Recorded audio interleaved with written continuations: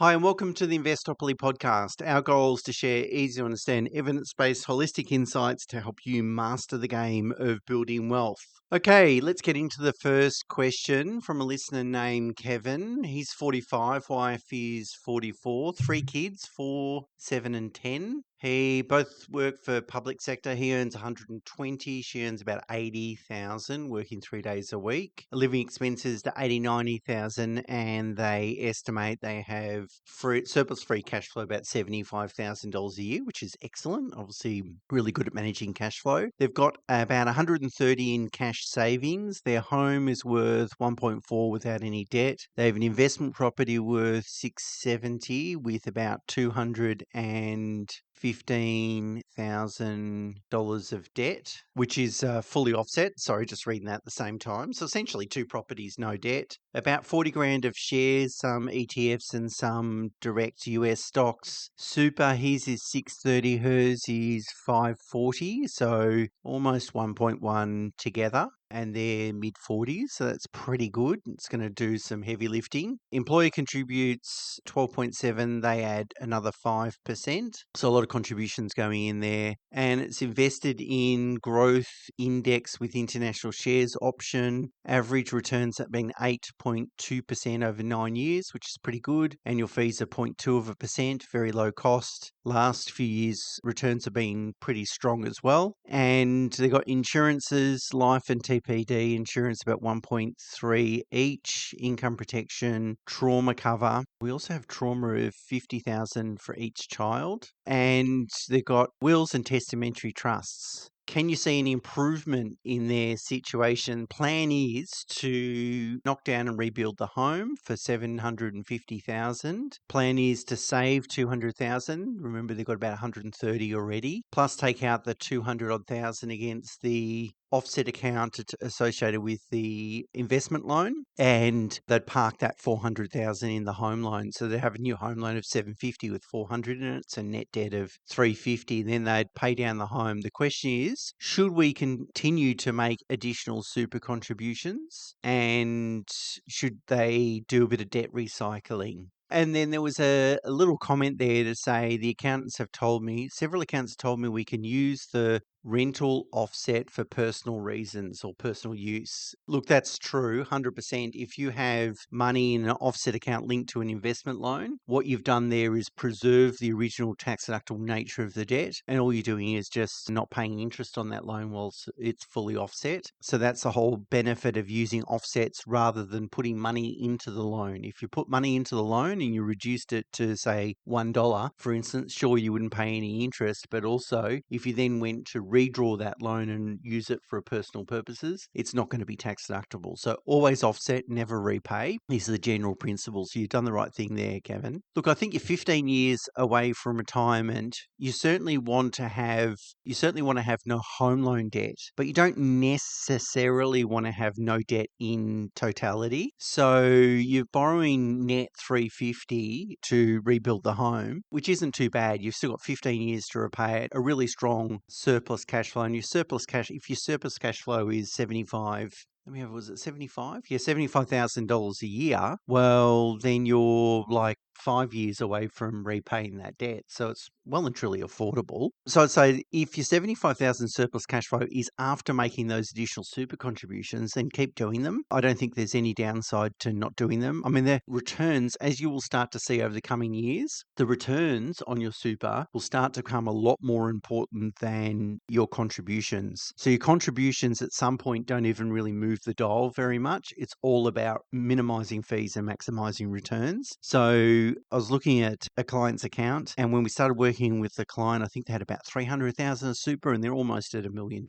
But the interesting thing is, at 300,000, if they were contributing $30,000 a year, that's 10%. That's doing probably just as much heavy lifting as the returns itself, whereas the returns last 12 months have been about 150,000, which is many multiples of what they're contributing now. So you can start to see that the contributions don't make as much of a deal, which is not to say don't contribute, but just your focus should be on optimizing returns and minimizing fees rather than necessarily doing everything you possibly can to maximize your contributions. So I'd say if the surplus is still 75,000 after the super contributions, keep doing it. And now the next thing to think about is the home and how much you're spending. 750,000 could be enough, and I'm not counseling you or encouraging you to spend more. If that ticks the boxes, then that's fine. But the two boxes you need to tick when considering rebuilding a home, the first box you need to tick is, and remember, this commentary and all my commentary is really around maximizing financial outcomes, not lifestyle decisions. So, anyone listening to this, including Kevin, of course, needs to overlay the lifestyle considerations on top of what I say. And they're going to be, in many situations, more important. But the two boxes you need to think about from a financial perspective when rebuilding your home is, what do I need to spend so that I maximize the utility of the asset? So that you achieve everything you want to achieve, which typically is, more space, separation of living areas, particularly when you have older children, ability to entertain, these sorts of things. So what do you want? And then secondly, and this is an important decision, is what is the type, standard and size of accommodation that a typical buyer in my location will want? Because there's no point building a property sometimes what I see clients do sometimes is come to us and say, this is our budget. And they think the goal is to minimize the budget. Let's spend as little as I need to just to achieve my goals. But that can be a false economy, because if you end up building a house that is too small for the average buyer in that location, it's going to become difficult to sell. It's less marketable than a property that ticks all the boxes. So, Kevin, that's what I'd ask you to think about, because I'd rather see you spend $1 million and build something in keeping with the area than save, in inverted commas, 250,000 and only build something for 750. Now, let me be really clear. I'm not telling you should spend more. Just one of those things to think about. And so that I think the question should be, should you spend more? Is that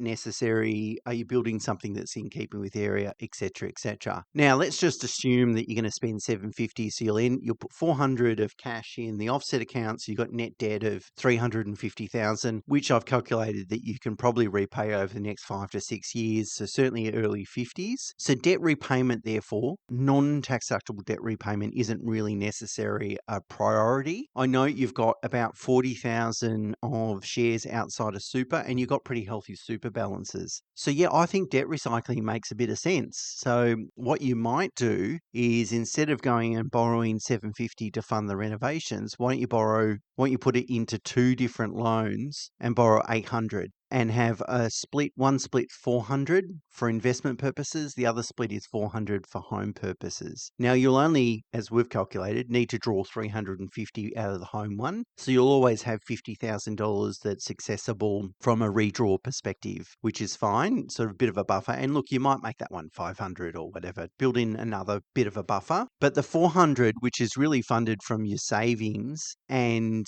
because you're going to use, instead of putting your savings in an offset account, you'll use your savings and you'll take the money from offset. So that 400,000, which you'll contribute towards the construction. The 400 will be for investment purposes. So that's the debt recycling part, if you like. And you might want to, invest that in the market in tranches. Remember, I did an episode earlier this year that actually all the evidence says put it in the market in one hit. Again, you just decide whether you'd be comfortable with that, or you put it in tranches over the next few years. But adding some gearing into your situation, I think, is good. Like, you obviously, maybe not another property, as I will talk about tomorrow in tomorrow's episode around, is borrowing to invest in established property an attractive proposition anymore? A little bit of a spoiler alert. I'm sort of saying not now, maybe just watch this space for a while. So I wouldn't add more property, and more gearing. That substantial level of gearing is unnecessary, but I think some level of gearing is probably worthwhile. And, if you invest it well and you do well, you've got another sort of 10 years until your mid-50s. And if that sort of proportion of the investment assets does well together with your investment property, you might put yourself in a situation where you can even contemplate early retirement or early partial retirement. So that's why I think I would do something outside super, and I would utilize the fact that you're going to have a relatively low rate of gearing against your home and you've got a strong surplus cash flow. So by adding the gearing into the share market, I don't think is really going to move the dial in terms of retard your ability to repay your home loan, and certainly repay your home loan before age 60, and still then also build assets, investment assets, in addition to property outside super, to hopefully, if they're all going well, you might be in a situation mid-50s or even late 50s where you go, well, maybe I can retire a little sooner. The final observation I will share is you've got $50,000 trauma policy for each child. Trauma starts to become expensive. So I don't know. I mean, that's not a financial imperative. I would say you've got enough buffers and savings and investments to fall back on if you had an issue there. But, and you've got 120,000 of trauma each. I just don't like trauma insurance. Okay, yes, it's the most commonly claimed insurance, but I think for people that can self-insure, so people that have a lot of sick leave already, if they've got income protection, because if you're going to have a trauma incident, chances are you'll claim on income protection. So trauma, just to explain for people listening, trauma pays out on a specified condition. So for men, it's a coronary situation like heart attack or cancer. And for women, mainly cancer. They're typically, statistically, the claims. So what means if I go to the doctor tomorrow and get a cancer diagnosis, what's going to happen? They'll probably start treatment, right? And they'll probably start chemo, radiation, whatever treatment, maybe next week. And if I start next week, chances are, I might need a couple of weeks off work between each treatment. And if I need a couple of weeks off work between each treatment and I've got a good quality income protection policy, it's likely if I can't claim a full benefit, I'll at least be able to claim a partial benefit. So in a way, you're double insuring here. And also, Kevin doesn't have a lot of debt. Even when he does the home loan thing, forget about the investment loan because you could close that out. If you borrowed $400 to invest in the share market, you could literally cancel those things out tomorrow. So that's not really a commitment, but the $350 net for the home loan is a commitment, but it's not huge relative to the income and asset base and asset position. And they've got an investment property they could always sell and extinguish all debt. So you just want to think really carefully about whether you need trauma insurance. And if you've got life and income protection, I would argue you probably don't. So that's something to really think carefully about. And look, the funny thing is, I find people that have this sort of level of cover for many years, they talk themselves into it. And each year when they come to pay the premium, they go, yes, this is worthwhile. I'm getting value. And it's kind of self-fulfilling. Once someone has insurance, they feel like not having insurance is now more risky situation. It's really the wrong way to look at it. It's possible in my 30s, I need a lot of cover of insurance. And at that time, it is the right risk reward kind of analysis. But at some point, the insurance becomes less necessary, and therefore if I let it go or reduce it, it doesn't mean I'm exposing myself to more risk. It just means the imperative of that cover was no longer necessary. So that's all I'd encourage you to have a think about, Kevin, is whether you really need that trauma insurance, particularly over your kids and particularly over yourself, now that you're in a pretty strong, I'd say very strong financial position. But good luck with it all. Hopefully that's a bit of food for thought for you, and yeah, good luck. Okay, a bit of a long-winded answer to that one. Sorry about that. Okay, next one is from Amelie. Amelie says, I have a principal place of residence under the 6-year rule that's rented out now, and I plan to sell and move into my new primary place of residence. Would I be able to settle on my new home first and then sell the existing rental immediately after settlement? Reason being is I don't want a simultaneous settlement and require loan portability. Okay, Emily, the rule is that you can have an absence from your principal place of residence for up to 6 years, as long as you don't claim another property as your principal of residence. Now, in substance, you can actually go and buy another property and occupy it. So in reality or practicality, it's your home. But as long as you don't claim it as such, you're fine. So the answer is yes. What you can do is you can sell your old home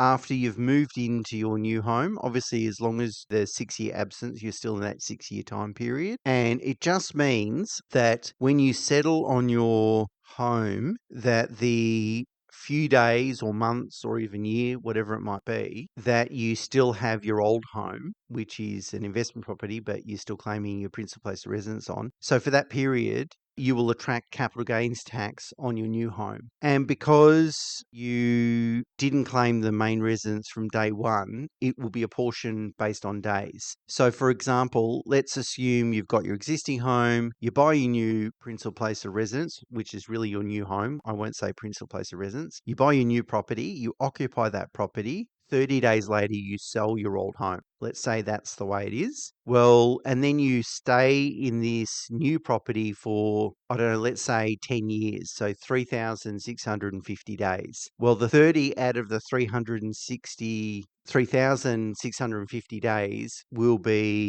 attract capital gains tax. That proportion of the gain will be taxable. So you portion by number of days that you weren't entitled to the main residence exemption for. So as you can see, if you only keep it for a couple of months, it's a big deal. Probably not really, because the value won't change. But if you live in that property, the longer you live in that newer property, the more you dilute the proportion that you weren't able to claim the main residence for. I hope I've been clear there. I don't know. I mean, it sounds, maybe I've explained it really convoluted, but I hope that makes sense. So the short answer is yes.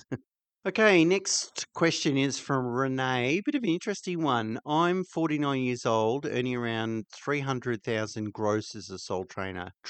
See, gross income, I don't know what net or net profit is, but anyway. The husband is 55, earning around 160,000 full-time employment. Would like to retire in about 10 years, maybe earlier for my husband. We have one child who finish school in 2027, next year, which will save about 13,000 in fees. We own a home in Melbourne worth 1.7.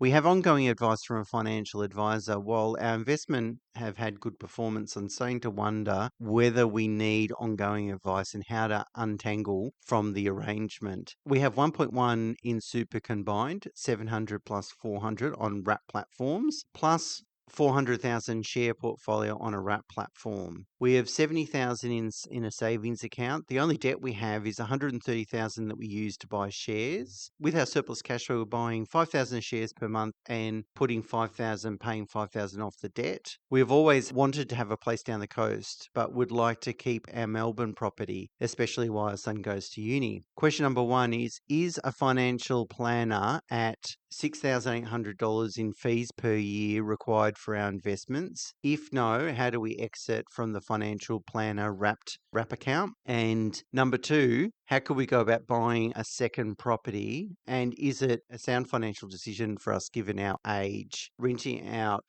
or Airbnb is also an option. Okay, Renee, it's a great question. I love the financial advice question because I think there's some people out there that shouldn't be spending money to pay for financial advice and some that should. So you've got essentially their financial advisor is managing about $1.1 million of investments. I guess the first question is, how are they managing those investments? Because that tells us what is the likelihood of enjoying decent returns, and are they benchmarking those returns as well? So what we do at Pro Solution, what I do at Pro Solution, is benchmark our portfolio returns to the top 8 industry funds on a 6-monthly basis. And, I keep talking about this super report that's coming at the end of this month, which I'll publish and share at the end of this month. It's a bit of a behemoth now, a lot of detail in there, but I think it'll help a lot of people, choosing your super funds in an important decision. But anyway,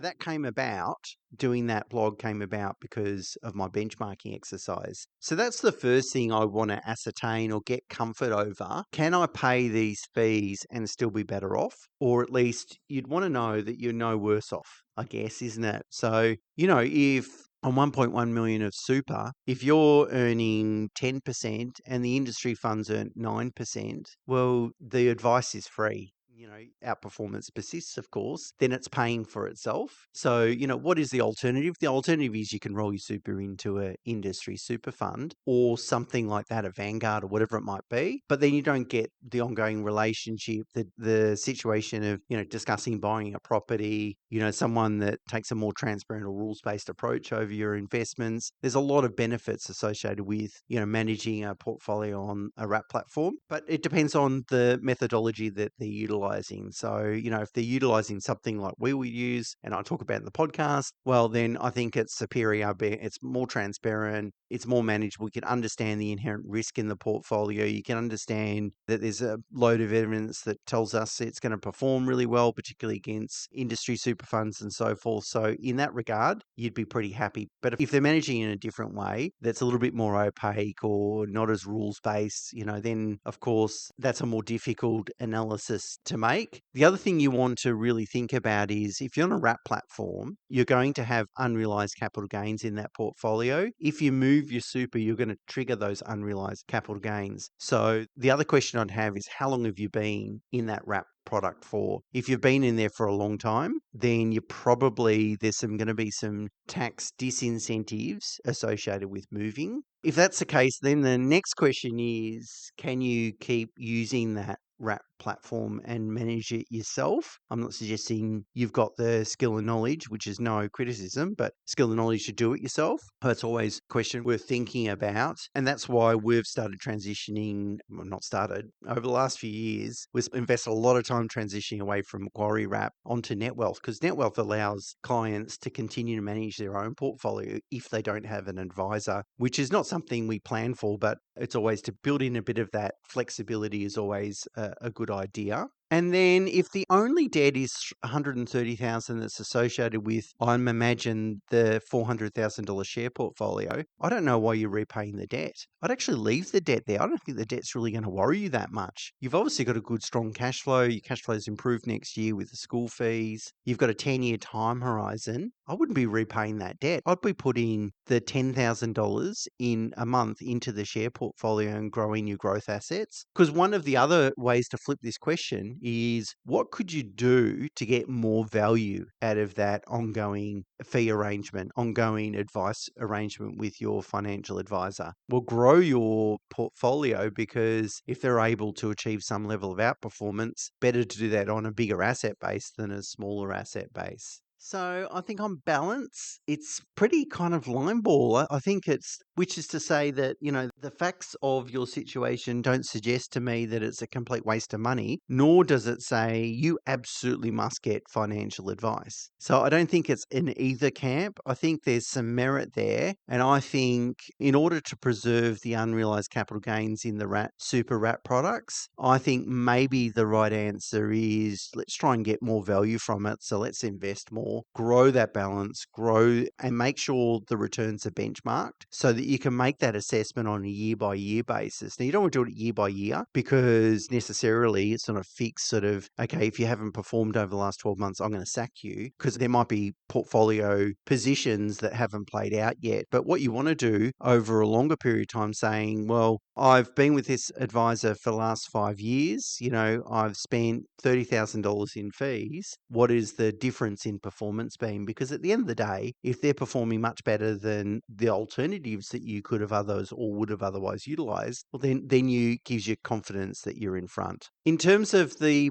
property, buying a second property for lifestyle benefits, well, it's obviously going to move you further away from retirement, not closer to it, because obviously it's going to suck out cash flow in terms of you eventually got to repay the debt associated with it if it's a second property that you'd like to use in retirement. I mean, let's say you got 1.5 million of assets, 130 of debt, so 1.4, a little bit less, 1.37. Let's say that doubles, so that's 2.6. Let's be a bit more conservative and say it's 2.2 to 2.4. That's probably where it needs to be to sort of fund retirement. If you're then able to make some additional contributions, that's great. But if your additional contributions went towards, buying a different asset, that's not ideal. I reckon at a high level, it might not be the right way to go. And, if your husband's 55 and you did that, I think what I would say to you is that you absolutely have to work to 65. Like, if you want to do this, the cost is making friends with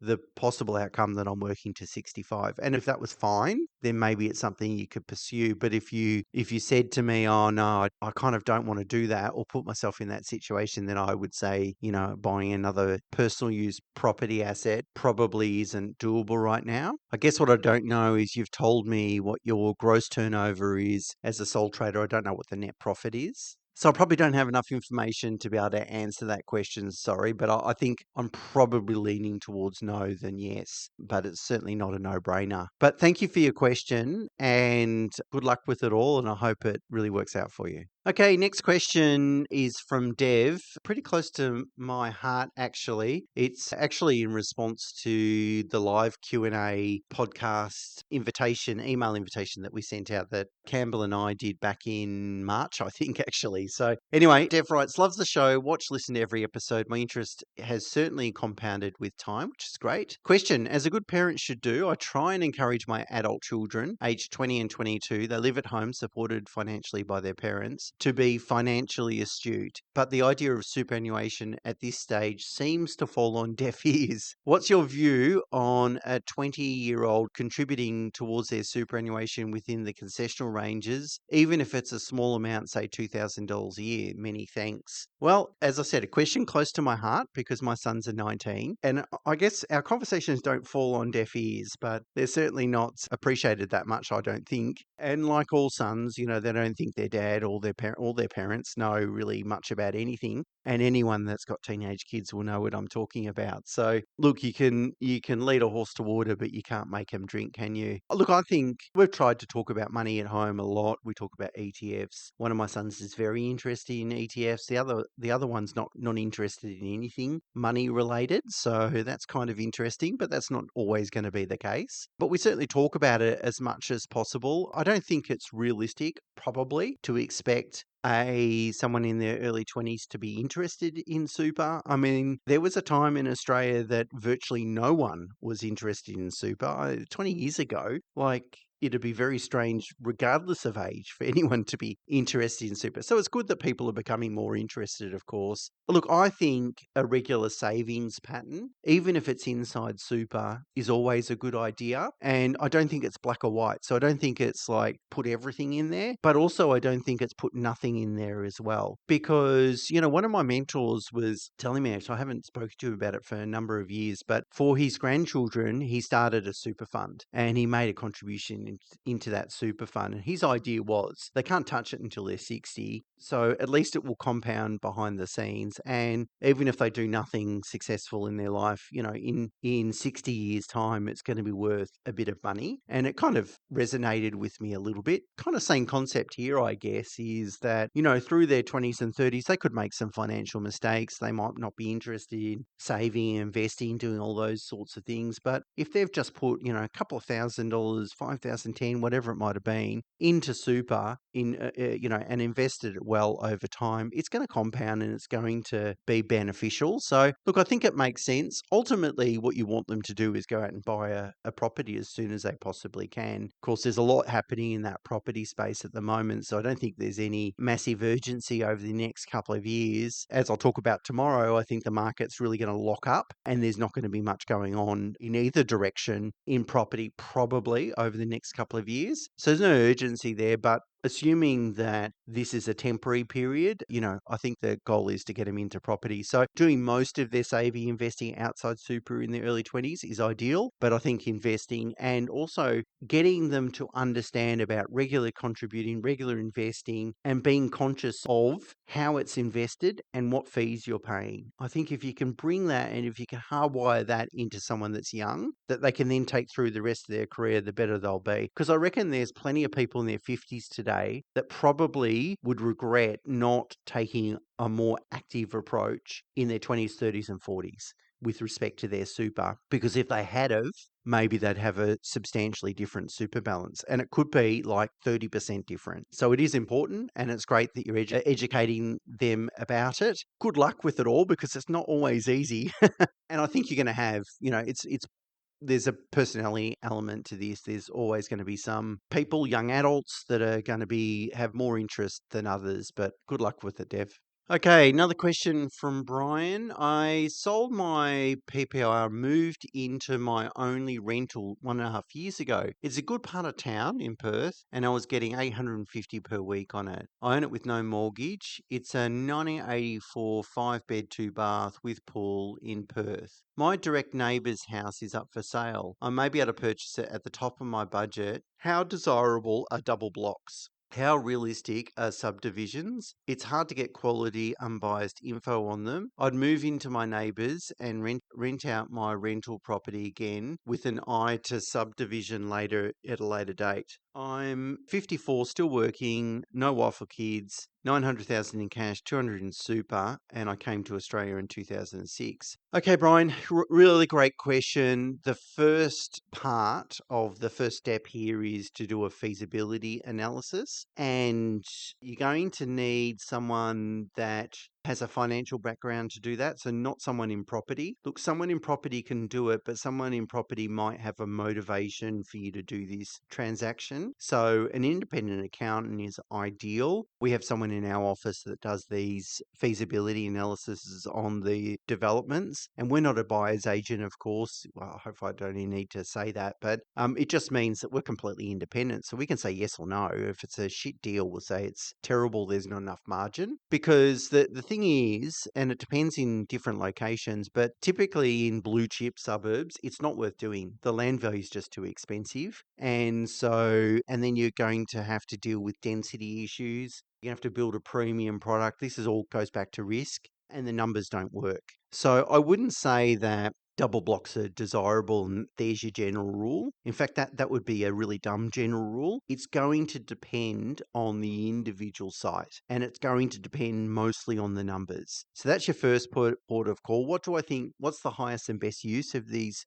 double block? And if I or someone else goes ahead and develops it to that highest and best use, how much money am I going to make? What's my return on my investment? What's the profit margin? So am I rewarded for the risk that I'm going to take? Because I've seen lots of clients, unfortunately we've seen a few clients go and buy these sorts of development opportunities off the back of some advice. And when you do the numbers, when you do the realistic numbers, there might be a 5% profit margin. I mean, who's going to take that risk? And you're not going to be able to sell that development site to anyone else, well, at least not someone that's going to produce a sensible risk assessment on it. So it's not ideal, but if you can do the numbers and you can make 20-25%, it starts to look like a potential good option in terms of buying that double site. But chances are, if I could take a punt on it, I'd probably say it's probably not going to be worthwhile in a high land value location, which it sounds like you're in. I'm just surmising there, but in which case then it's probably a big no. But really, for anyone out there that is considering small scale property development, Mina and I did a podcast episode on the Holistic Accountant podcast. So you can certainly find that one. Okay, I did the hard work. I'll do the finding. Episode 145 of the Holistic Accountant podcast. It was late 25. September 25, we recorded that one. Maybe have a listen to that one. But for anyone that's thinking about doing those things, please, what part of your due diligence is to get an independent person to run the numbers for you, to make sure what's being proposed economical, and to make sure the assumptions underlying the analysis also economical and prudent as well. Okay, might leave it there for today. Tomorrow, I'm going to talk about is investing in established property. Obviously, given what I spoke about last week with all the tax changes that are now being approved into law, is investing in established property still the right way to go? And most importantly, here's the question I want to focus on. If your intention was to invest in property before budget night, so whether that's, your first investment or adding to existing investments, if that's what your mindset was on budget night, what should you do now? Should you change your mind? Should you completely redesign your investment strategy? How should you navigate that change? That's what I'm going to talk about tomorrow. So until then, bye for now. Before I go, my new book, Wealth by Design, is now available for pre-order. Pre-orders matter more than you think. They're used by bookstores and online retailers to decide how many copies of the book to stock. So, as a huge favour to me, if you're considering buying the book, I'd really appreciate it if you pre-ordered it now rather than wait. And the part that I'm most excited about isn't really the book itself, it's the AI companion tool that I've built to go with it. I reckon it's a game changer, and I'd love you to see why. The pre-order links are in the show notes. Thanks a lot.